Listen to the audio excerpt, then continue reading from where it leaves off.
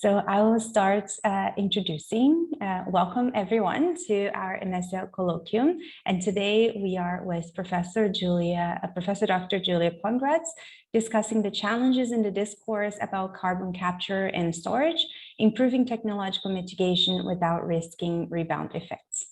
Dr. Pongratz, a professor and chair of the Physical Geography and Land Use Systems Department, and also the director of the Department of Geography at LMU. She also conducts research at the Max Planck Institute for Meteorology.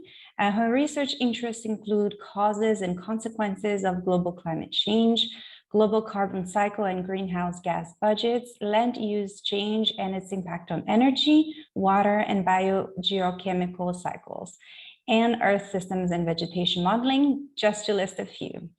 Dr. Pongratz studied physical geography at LMU and received her PhD in geosciences from the University of Hamburg.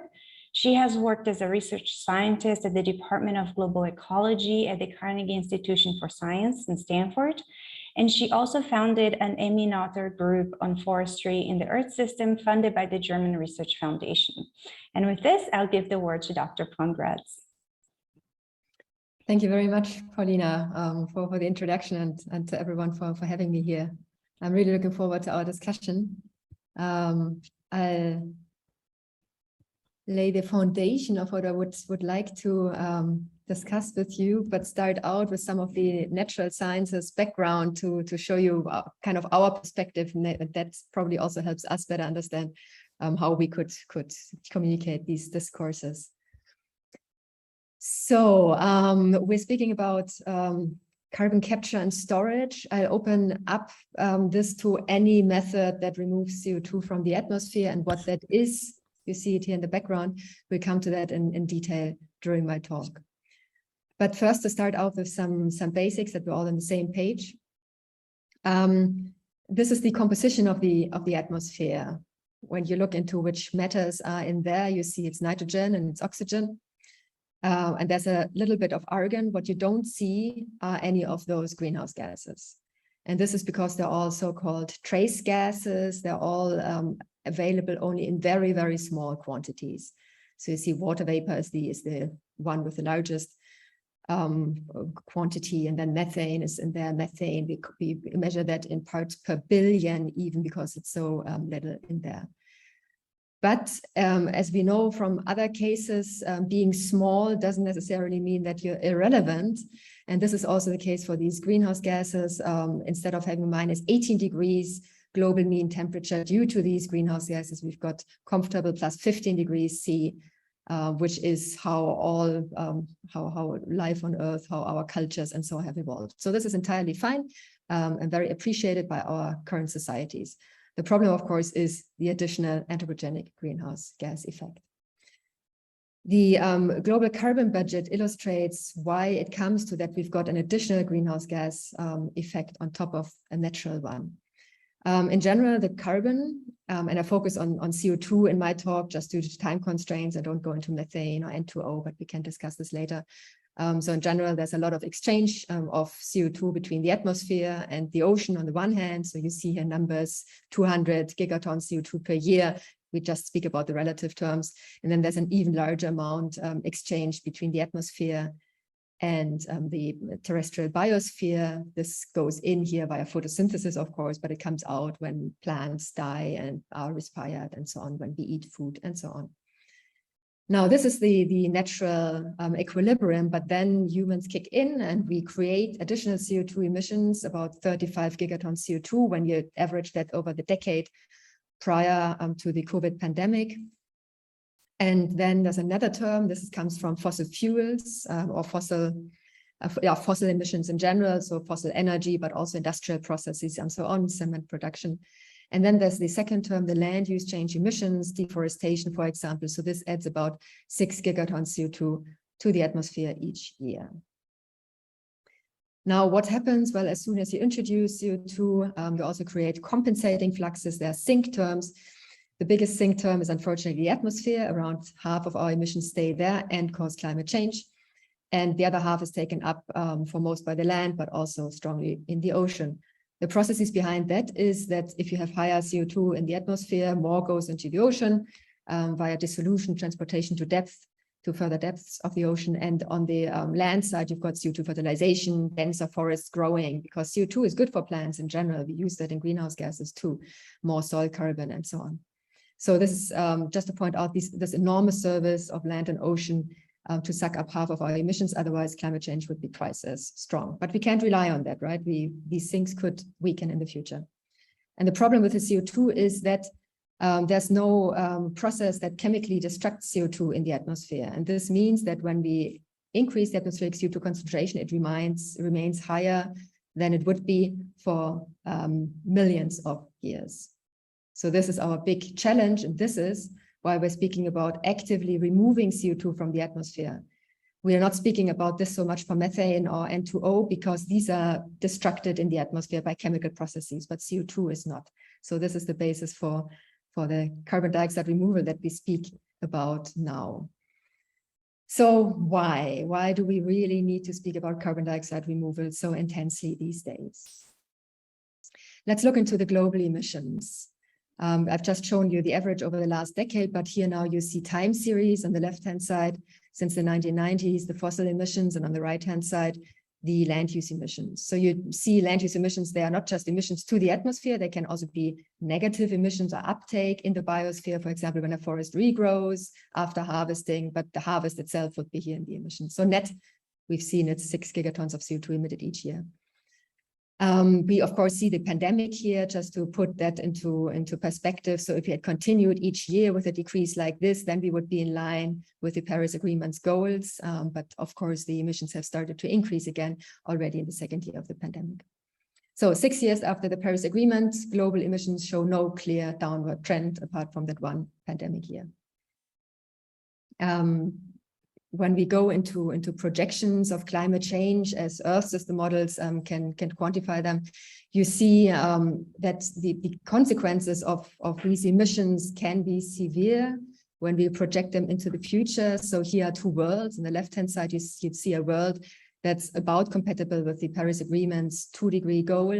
On the right-hand side is something if we further increase the emissions of CO2 from currently around 40 gigatons of CO2 together to 130 or so gigatons of CO2 per year. We're not on that trajectory now, but we're also not on that other trajectory. And let's just see how they would look like if we start from today and run until the end of the century, which is the time scale that we, for example, use in the IPCC reports.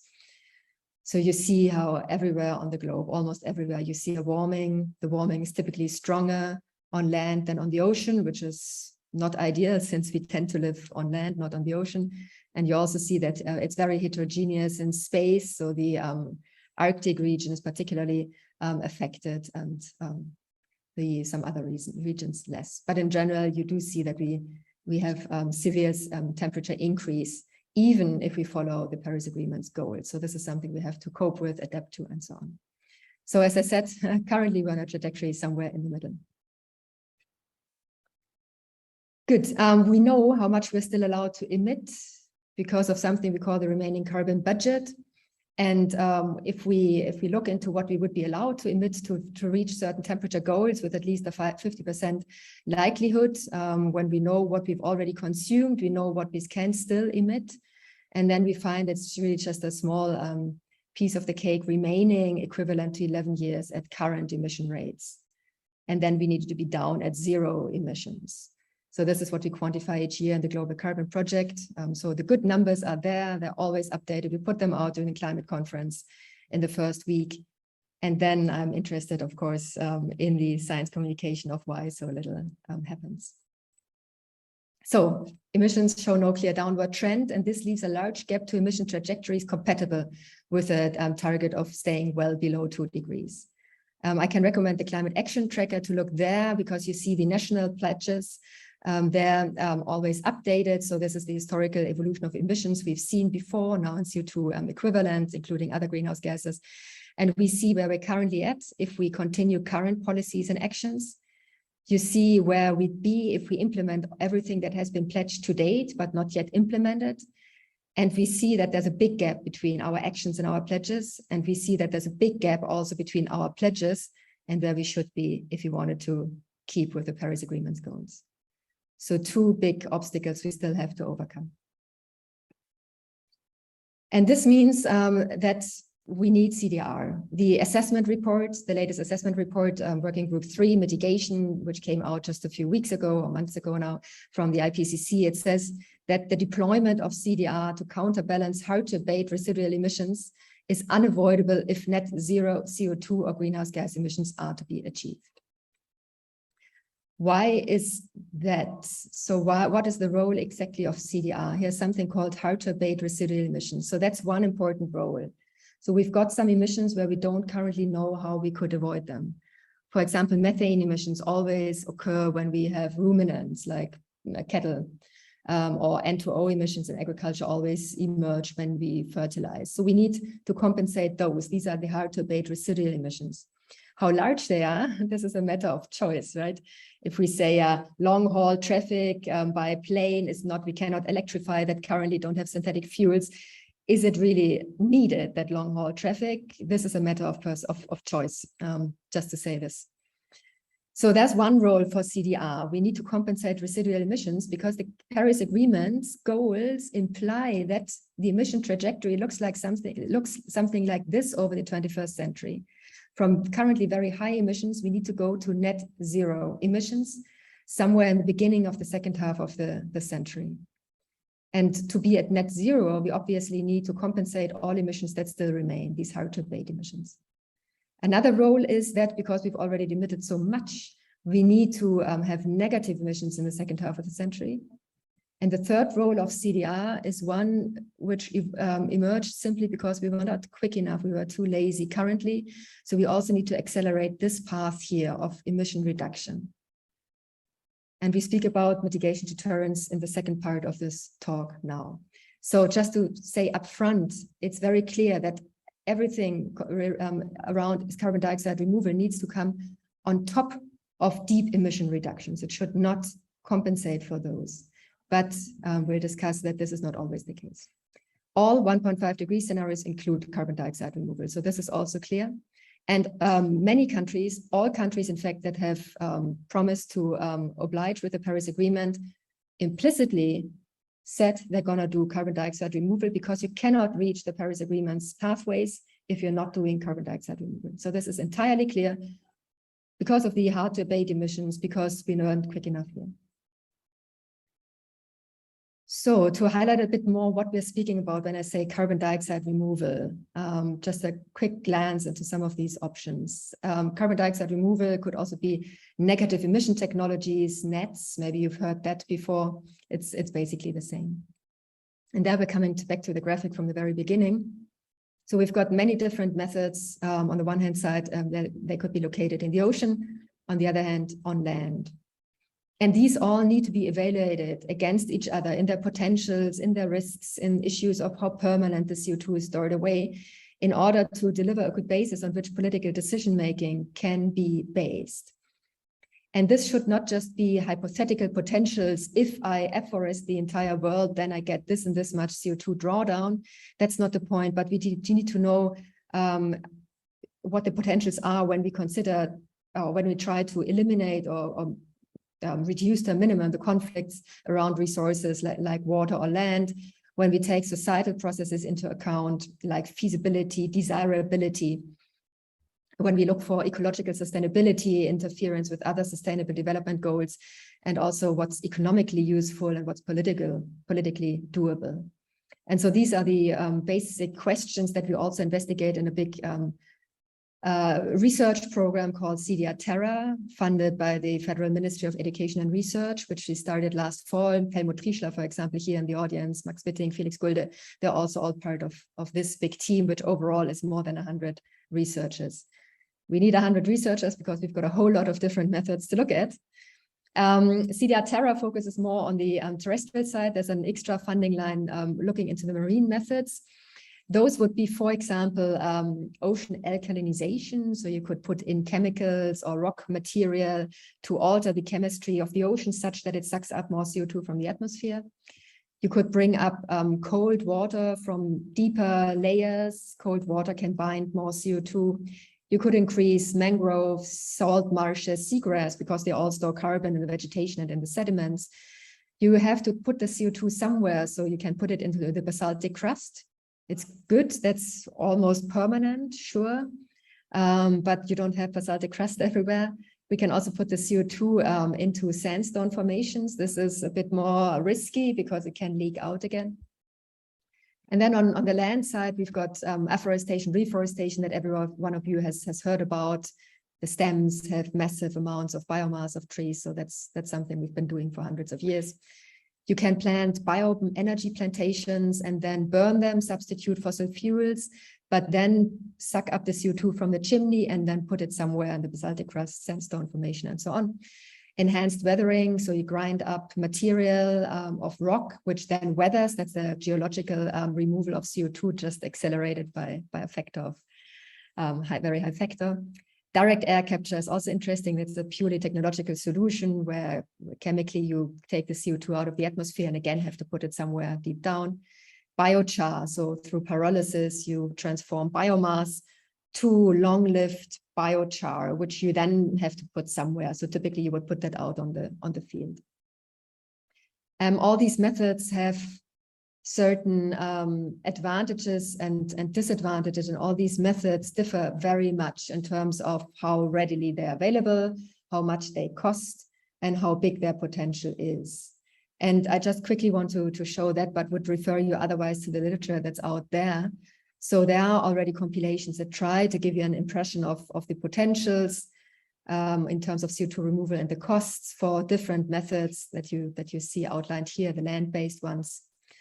I also wasn't comprehensive in my previous list, so there's other methods like soil carbon sequestration. I was just exemplarily. And you see the big spreads, and you foremost see that we are not getting anywhere close to our current emissions of 40 gigatons of CO2. So it's entirely clear that we need to have emission reduction in the first place, and then can just use the CDR for the hard to abate residual emissions, for example. So to illustrate just one example, I said every method has advantages or disadvantages. So for example, the afforestation, reforestation, it would be cheap and ready. In the end, all you would have to do is do nothing and forest would regrow if the area is suitable for forest growth. But it can alter water and energy fluxes. This could also go in a good way, such that it makes it temperatures cooler or more water available, but it could also go in the wrong way in terms of climate mitigation and adaptation. So these are things where we have to be a bit careful. Permanence is a big issue. So we can reforest and draw down a lot of CO2, but if a wildfire is going through, the CO2 would be lost to the atmosphere. And so this way you can go through all methods, and it shows you in the end that we have to be really careful in terms of potentials and in terms of the risks, leakage risks and permanence risks and so on.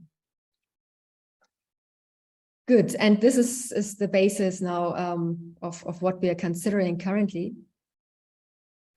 And this brings me now to the risks and opportunities and why we should do CDR, if we should do it, and what we need to consider across this interface of science, the public, policy, society. And here I'd like to discuss a bit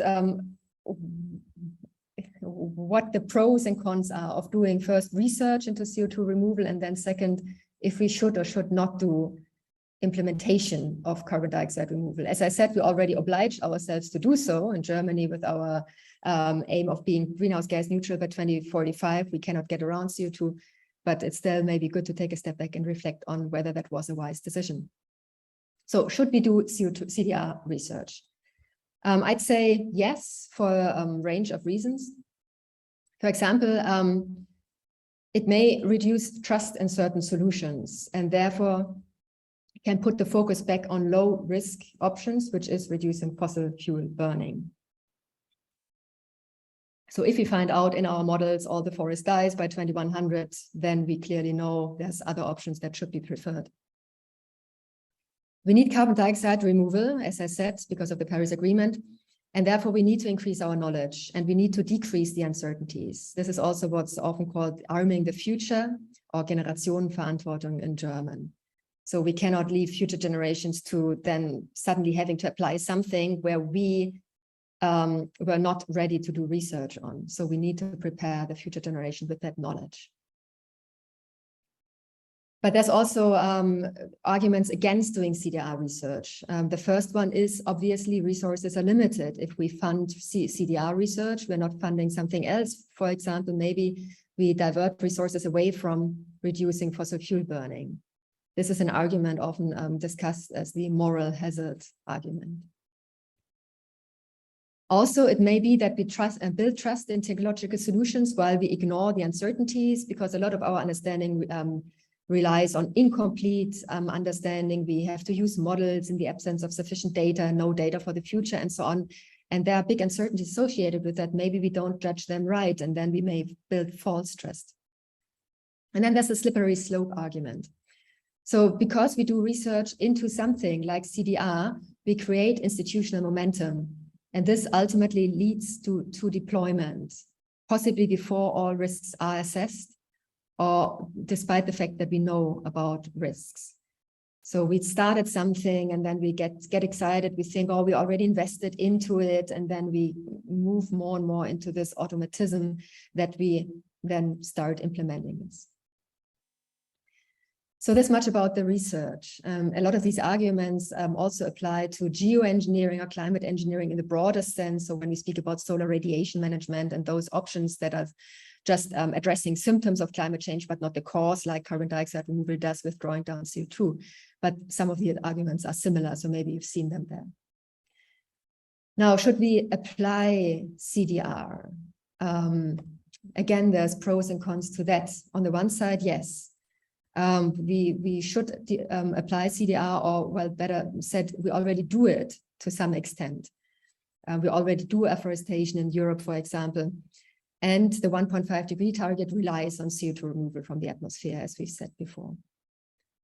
We should also do CDR, one could argue, to smoothen our path. As I said, we're not quick enough with the emission reduction currently. And technologies, some of them may become available at large scale only later in the century. It's really costly now, people say, and so on. So maybe we can buy some time by applying CDR. But this would obviously mean that we are getting less strict on emission reduction. It could be the lesser evil in case we fail to reduce emissions sufficiently. And we need deployment to understand the risks and the unintended side effects in a real world setting.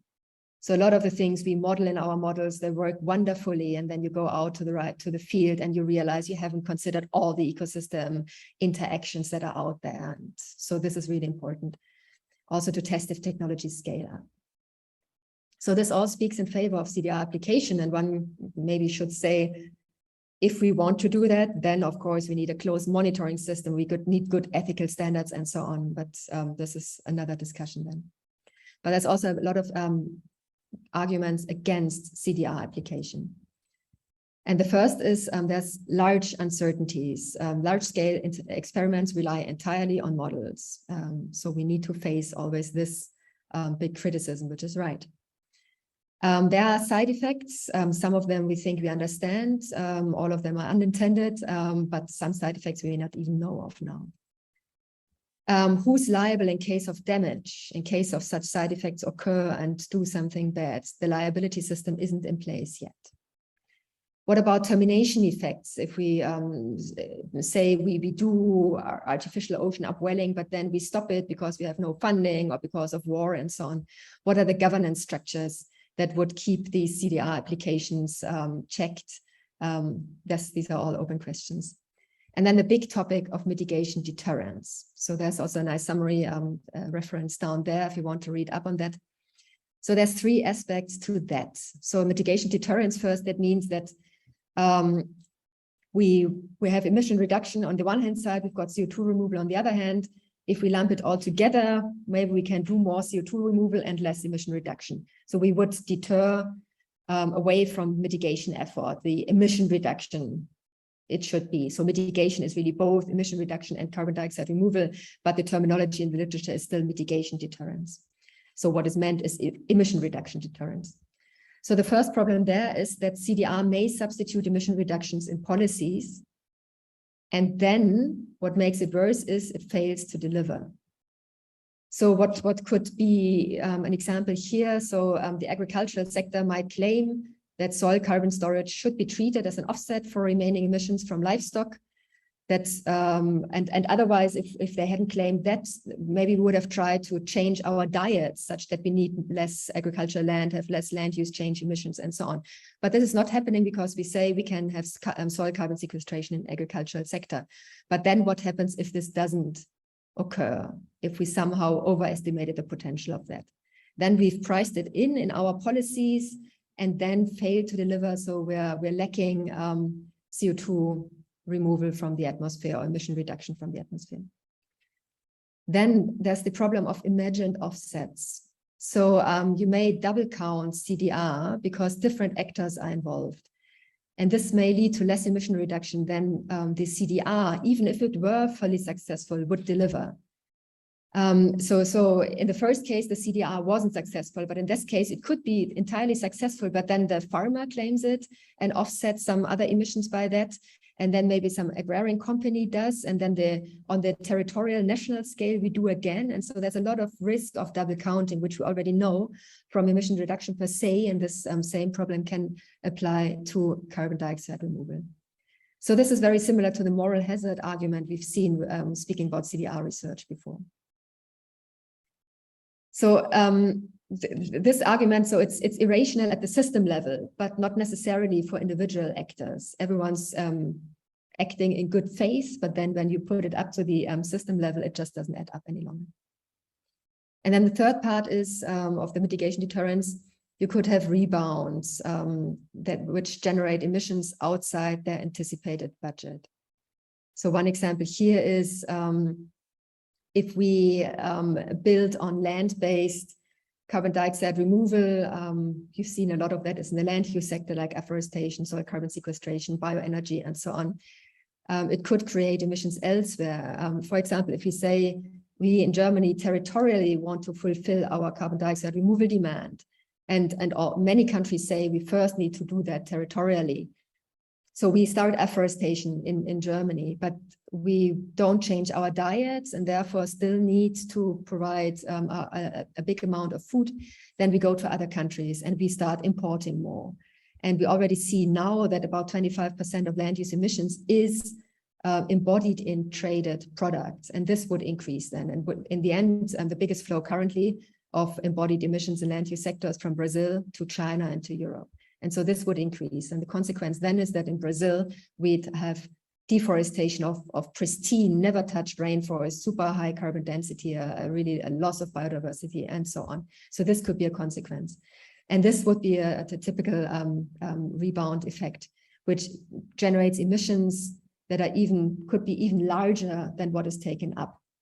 It doesn't have to be between different territories. It could also be between different sectors in the same country, but it's the same process. What would be solutions against that? So first and foremost, I think this is really important. We need separate targets for the emission reduction on the one hand side and the carbon dioxide removal on the other. And if we're doing better on the carbon dioxide removal than we thought, well, this is great. And then we reach our targets of the Paris Agreement faster. Or we may go down to 1.5 degrees instead of 2 degrees, which is great because then the small island states, many of them could survive. But it should not mean that we can be less strict on our emission reduction. So this should be always kept separate. We need a fine-grained, comprehensive monitoring, reporting, and verification system. So this could, if done well, avoid much of the double counting risk. But it really means a lot of effort. We need good data. We need really science integrated with policy. We need the right governance structures and so on. This is not in place yet for CDR. And a reflexive framework that raises emissions reductions ambitions in advance of emerging deterrence effects. So that's a no-brainer, basically, but it's very hard to implement concretely because we need to estimate how much we think the mitigation deterrence does harm. And then needed to do this extra effort beforehand. And I think this is really a challenge to communicate because one could always say, oh, we think the mitigation deterrence isn't that bad. We'll do it other ways and so on. So this is hard to implement. So these are the solutions, but we need to discuss how viable they are. To conclude, climate change is a wicked problem. Carbon dioxide removal is so as well, because it touches so many different sectors, actors, has complex interactions. It's multidimensional. Societies involved, governance, ecology, and economics. And it varies also in terms of the interest of the actors across space and time.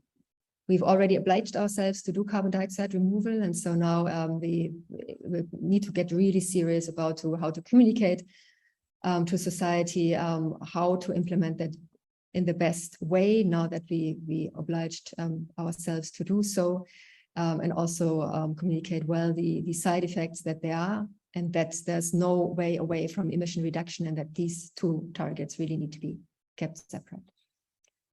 I thank you very much, and I'm looking forward to discussing further with you.